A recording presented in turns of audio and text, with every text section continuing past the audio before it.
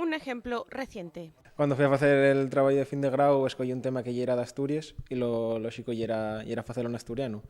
Cando fui a presentalo, dixeronme que lle era imposible, que non podía facelo en asturiano.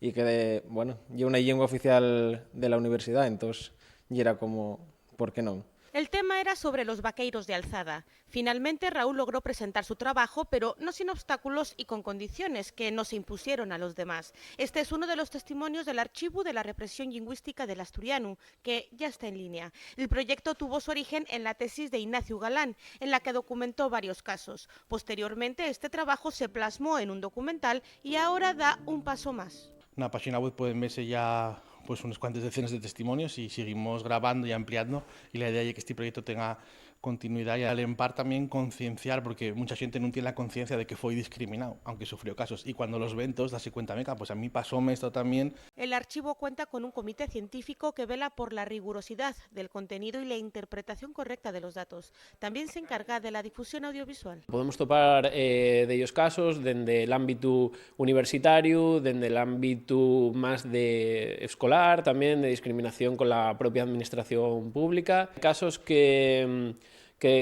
pueden llegar incluso a llegar a la violencia física también, xente que sufrió violencia para con ellos, y también muchos casos de humillación. Desde Arlas invitan a que la gente participe, ya que se trata de un espacio vivo en constante construcción.